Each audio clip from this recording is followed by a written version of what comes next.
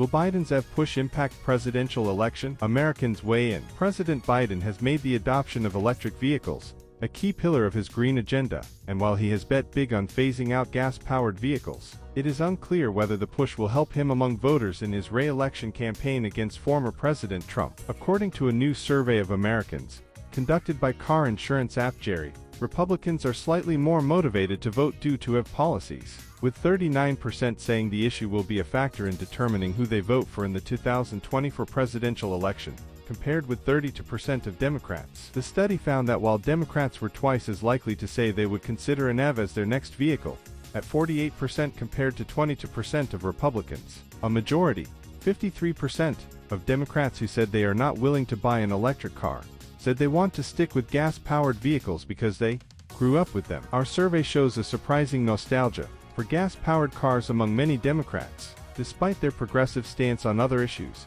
and many Republicans see EVs as an American, said Henry Honig, data journalist at Jerry. How it started, how it's going, home, energy, car bills way up thanks to inflation, along with practical concerns such as price and charging. This cultural resistance helps explain why a majority of Americans still aren't interested in an EV as their next vehicle, and why they may be difficult to win over, regardless of party. The study also found Republicans are far more skeptical than Democrats about America's ability to manage a transition to full EV adoption. Only 20% of Republicans said they thought the U.S. could build the necessary infrastructure by 2032 to make EV ownership as convenient as owning a gas-powered car, compared to 53% of Democrats. And only 28% of Republicans said they thought American carmakers would become global leaders in the EV market, compared to 58% of Democrats. Biden hikes tariffs on certain imports from China by $18b. Honig said the Biden administration's new emissions rules,